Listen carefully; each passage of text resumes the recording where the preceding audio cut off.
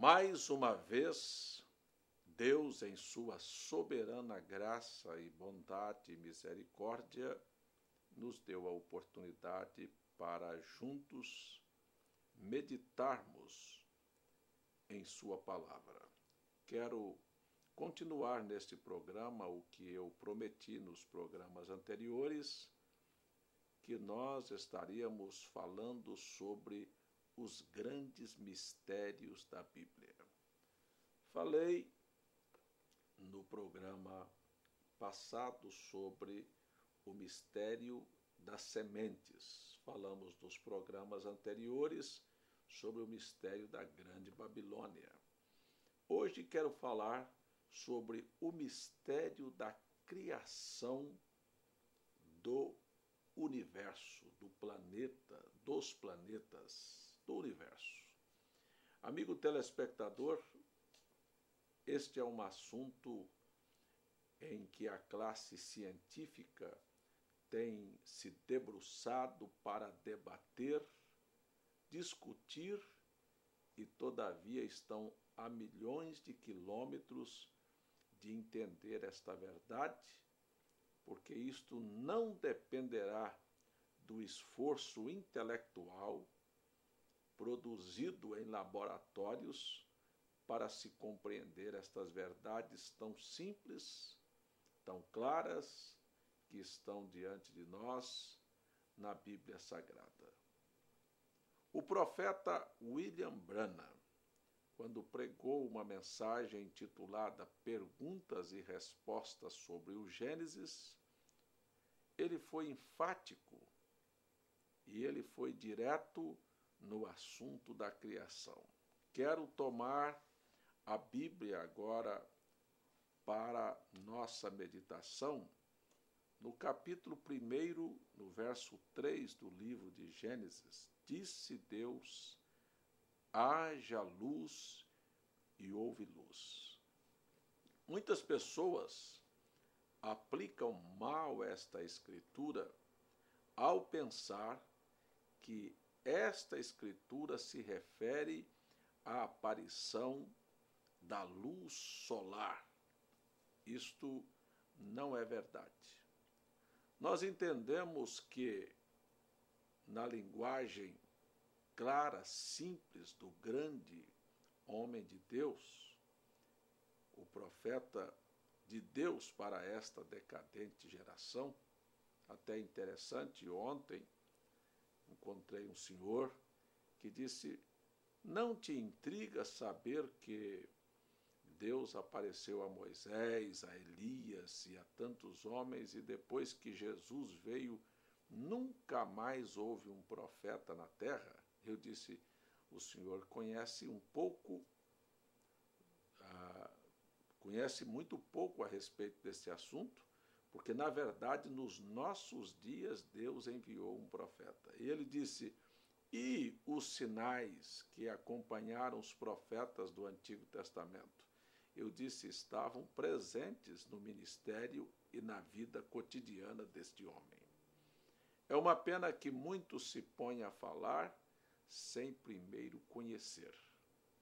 Mas deixa eu voltar no assunto aqui. O profeta William Branham disse: quero convidá-los para uma viagem há 100 bilhões de anos antes da existência de um átomo, de uma estrela, de qualquer coisa. O que havia antes da criação de um átomo? Havia Deus. Deus é o Elohim. É assim que ele se expressa na Bíblia, o autoexistente, aquele que não tem princípio e não tem fim, é o eterno. E este ser eterno é uma fonte de paz, de alegria, de sustentação, de prazer, de equilíbrio, de justiça. Este ser eterno carregava dentro de si, como um grande manancial, graça, perdão, salvação, mas a quem manifestar isto quando não havia absolutamente nada? É aí onde nós começamos a entender esta grande obra, este grande projeto do ser eterno. Precisa, amigo telespectador, entrar no Espírito, mergulhar neste manancial, nesta força, neste ser que está agora emanando de si luz, conhecimento, entendimento para podermos entender o nosso propósito aqui na Terra. Então vamos pressupor que nós estamos na eternidade e não havia absolutamente nada. Só havia Deus em todas as partes, porque a Bíblia, não tendo como, não existe palavras para definir o eterno, define desta maneira que ele enche os céus e a terra. Todos os espaços são preenchidos por Deus. E Deus, então, no seu plano, no seu projeto, na sua mente eterna, porque eu quero abrir um parêntese aqui para te dizer que quando ele aparece em cena, ele tinha tudo planejado. Estamos falando aqui da eternidade. Foi então quando Deus resolveu abrir um parêntese, uma lacuna chamada tempo. E quando ele vai sair em cena, então ele cria um espaço chamado tempo para executar no tempo todos os seus planos e colocar em evidência todos os seus pensamentos. É aí onde os seres humanos terão a oportunidade de conhecer uma força sobrenatural, uma inteligência sobrenatural que é capaz e foi capaz de criar leis tão perfeitas que tudo trabalha dentro de uma sincronia em que as pessoas não podem entender como tudo na lei da natureza criado por Deus é perfeito. E só sofre uma alteração quando o pobre homem, sujo, finito, limitado, maldoso, cruel, interfere na obra da criação, na natureza, e mais tarde a natureza começa a cobrar, como está cobrando dos seres humanos, como temos visto com os nossos próprios olhos neste dia. Meu amigo, então este ser abrindo um espaço, ele agora desce para o tempo para começar a executar o seu programa. Quero dizer a você, antes de haver um átomo, uma estrela, um anjo, um diabo, antes de haver um ser humano, Deus sabia que eu estaria sentado aqui, você estaria sentado aí, a televisão estaria ligada, porque ele conhece o amanhã, como conhece o ontem, porque ele é o eterno. E ele conhece este períodozinho chamado tempo melhor, muitas vezes melhor, do que estes pobres estudantes esforçados que perdem seus neurônios para descobrir e acabam sem entender coisa nenhuma. Apenas tendo que reconhecer este grande mistério e dizer: existe uma inteligência que governa todo este ser. E na simplicidade, sem precisar de ter ido a uma universidade, a uma escola, uma mãe de família, um pai de família, que às vezes analfabeto, ou um trabalhador braçal, ou pode ser até um doutor, tem acesso à presença deste Deus, Espírito, vida, paz e luz, se comunica com ele, se interage com ele, se beneficia enquanto outros estão estudando e estão a milhões de quilômetros sem conhecê-lo. Amigo telespectador, então, este grande ser espírito que nos conhece, antes de todas as coisas, pela primeira vez, abre a sua boca. A primeira luz que vai aparecer é a palavra falada de Deus. Pela primeira vez, ele se expressa, haja. E quando ele disse, haja luz, parece que todas as moléculas, átomos e partículas deram como que uma grande explosão, e desta grande explosão que existiu pela palavra falada de Deus, centenas, milhares de pedaços de carvão poroso se desintegram e vão para o espaço, para o infinito, e começam a então, lembre-se, nem mesmo havia o sol, e todos aqueles carvões porosos dentro daquela luz que houve uma grande explosão, agora se distanciando, começam a se congelarem no espaço. Todo mundo sabe que 5.000 metros, 10.000 metros aí em cima da nossa cabeça, daqui do solo, do nível do mar, está aí a temperatura a 20, 30 graus abaixo de zero. Meu amigo, lá estavam eles todos congelados. O eterno, que não tinha pressa, que não é sujeito ao relógio, ao tempo, ao espaço, começou a observar todos aqueles pedaços de carvão que houveram surgido desta grande explosão que aconteceu. Amigo, em particular, Deus observou a um, se agradou e o aproximou. E aí então você começa a ver a obra da criação acontecer. Deus começou a aproximá-lo do seu grande poder, um em particular entre milhares. E aí ele faz com que aquele pedaço de carvão poroso que carregava no seu núcleo, no centro, uma grande chama de fogo, como nós vimos aí, os vulcões no meio da terra lançando larvas, fogo vivo, está debaixo de mim, está debaixo de nós. Sabe o que estava acontecendo, amigo?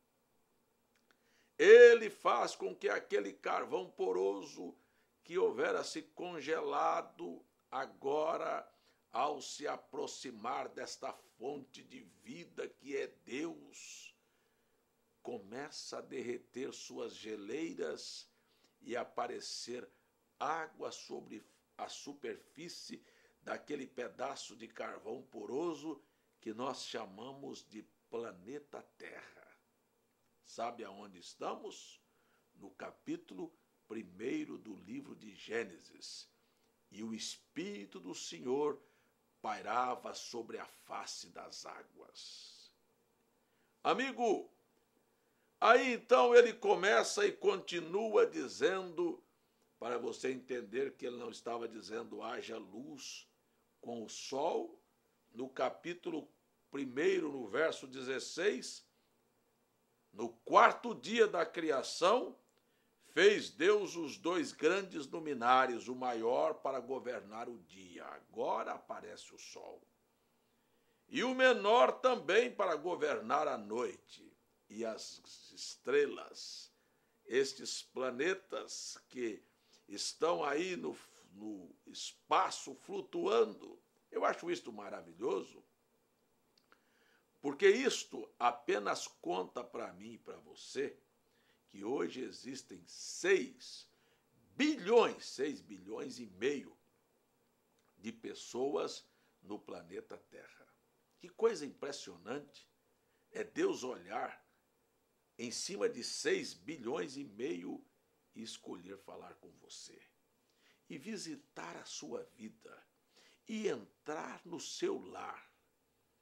E se confraternizar com você quando nem seu vizinho sabe a respeito. Quando às vezes as pessoas mais íntimas, às vezes o marido deitado junto com a mulher, às vezes numa casa cheia de pessoas, Deus visita um.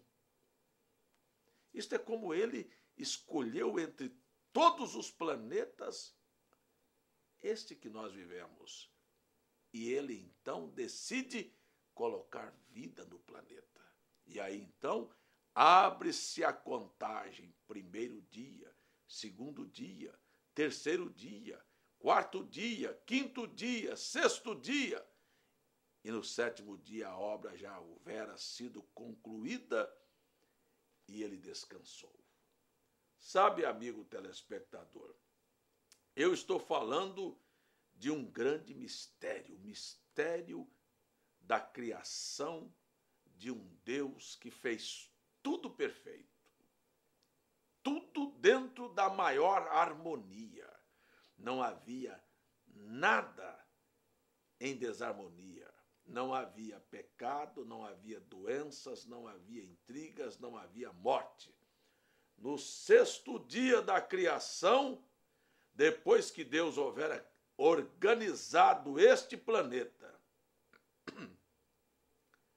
ele organizou um lugar entre o rio Tigre e o Eufrates, que ele chamou de Jardim do Éden. Já imaginou a mente do Eterno?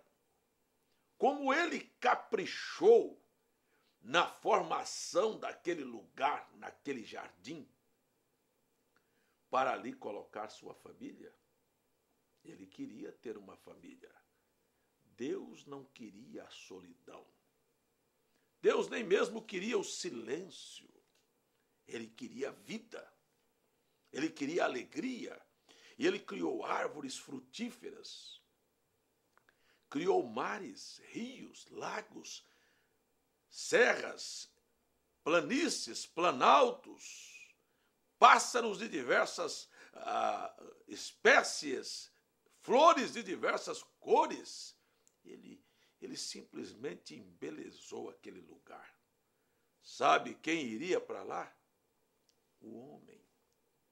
Este pobre ser que você conhece, que não é capaz de receber uma bicicleta, um pedaço de ferro, que nós apelidamos de lata com motor e pneus e borracha, chamamos de carro, ou é incapaz de receber um diploma numa faculdade estudando uma suposta ciência imaginária, amigo, sem que se sinta uma pessoa autossuficiente, importante, a ter a ousadia de censurar e de criticar e de lançar um questionamento sobre se existe ou não um Deus. E aí encontramos alguns idiotas, tolos, bobos, presumindo,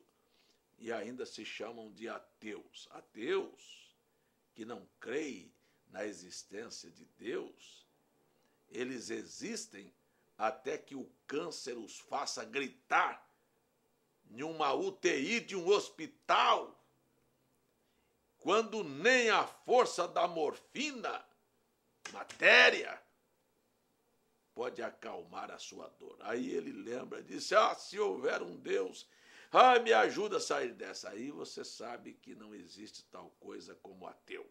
Existe ateu enquanto existe saúde, enquanto existe dinheiro, enquanto existe popularidade, enquanto existe fama, enquanto gente está querendo aparecer.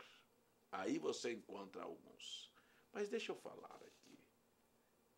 Deus, quando criou o planeta, se ele tivesse criado uma cidade para colocar Adão e Eva, era muito grande. Um município como, por exemplo, de Porto Alegre, um município como de Fortaleza, ou de São Luís, ou um município como de Natal, para colocar uma só pessoa, um só casal, era muito grande. Mas Deus criou o planeta. Você tem ideia da dimensão? Hoje existem 6 bilhões e meio de pessoas no planeta e quantos lugares vagos ainda existem para serem ocupados. Só queria que você imaginasse que Deus não faz nada com mesquinhez. Sabe, o homem, ele é que não está pronto para receber. Ele é mesquinho, o ser humano. Ele não pode ter um carro que acha que ele é importante. Ele não pode ter uma casa que ele se considera melhor do que o que não tem. Ele não pode ter um diploma, ser chamado de doutor, que aí ele acha que ele é o tal. Ele não pode exercer nenhum cargo, nenhuma função que ele quer pisar do seu semelhante. Ô tolo! Deus fez o homem para ser governador do planeta Terra. Adão era a expressa imagem de Deus. Estou lendo Gênesis capítulo 1, verso 26. Criou Deus o homem à sua imagem. Sabe? A imagem de Deus o criou. Sabe o que Deus queria? Ele era o governador do universo e o homem o governador do planeta que ele escolheu para colocar vida. Mas a cabeça oca, a falta de postura, sabe? E simplesmente a vaidade do entender. Por isso a Bíblia é clara em dizer que ninguém queira saber mais do que convém saber. Eu estou satisfeito de saber que existe um Deus, não 3. Esta bobagem, esta ignorância que o catolicismo deu de herança para os evangélicos e eles morrem na ignorância de defender uma doutrina pagã. Não existe 3 pessoas, 3 deuses, existe um Deus. E eu estou muito feliz de ter esta revelação de que existe um Deus. E mais feliz ainda de saber que este Deus não é um mito. Não é um ser importante, intocável, que não se incomoda ou não se interessa pelo meu estado e pela minha condição. Eu tenho certeza que ele é Deus, que ele é Senhor, que ele é governador, que ele merece ser respeitado e não ser chamado de você como estes atrevidos, destes pobres compositores, destes hinozinhos, entre aspas, querem atribuir a Deus. Não. Eu tenho certeza que ele é Senhor, que ele merece ser respeitado, mas que ele é um ser tão bom, tão justo, com tanto poder, que ele não quer poder apenas para criar, mas para fazer com que a criatura pudesse usufruir da sua bondade. Eu estou neste programa desejoso com a minha alma de levar você a ter um relacionamento com Deus.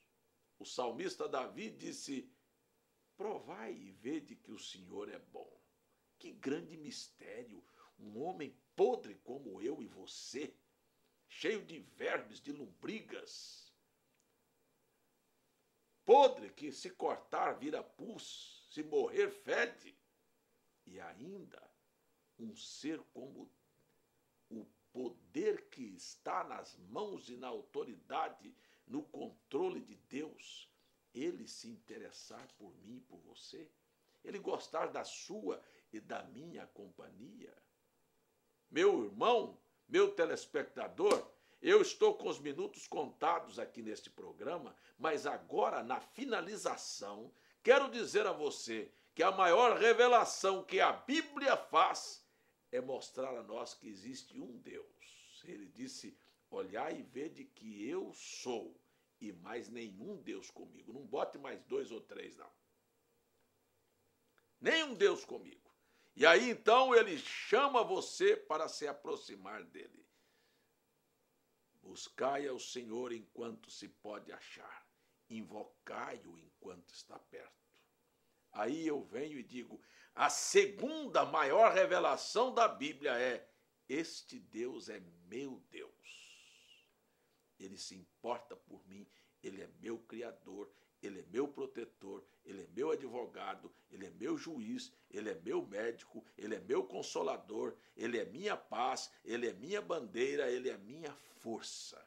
E é para este Deus que eu te convido a olhar neste programa. Você diz, ele é invisível. Então você não precisa do que é visível para ver, nem mesmo dos sentidos da tua visão. Vamos fechar nossos olhos e vamos nos aproximar dele pela fé agora.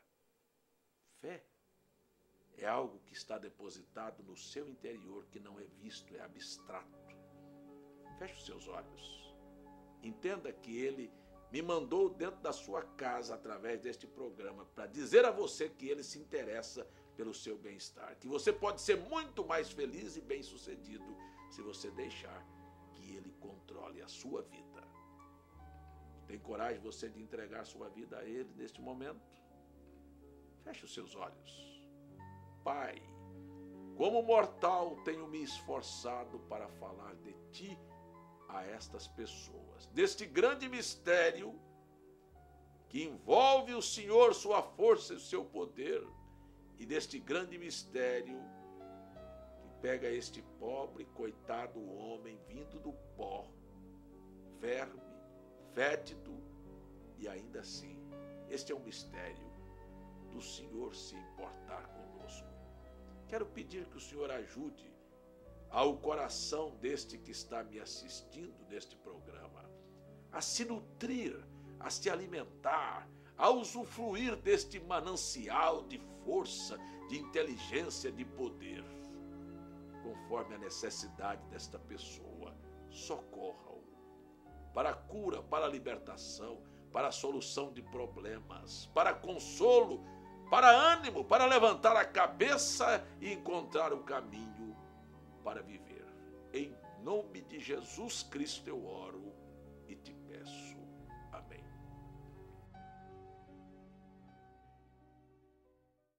Quero agradecer a todos os nossos telespectadores da cidade de João Pessoa, que têm acompanhado o programa Fé Perfeita aqui através